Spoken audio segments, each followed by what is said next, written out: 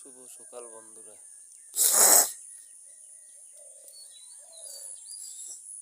শুভ সকাল। যাই হোক, ঘুম থেকে উঠিলাম, উঠে এদিকে আসলাম বাইরে। তো দেখো কি সুন্দর ফুলগুলো ফুটছে, ফুলগুলো দেখে কি সুন্দর লাগছে। তো এটা তো গোবিন্দ সবাই চলে যাবে।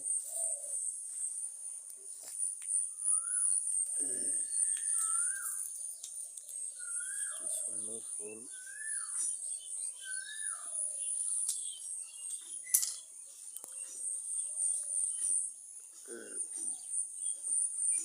ফুল।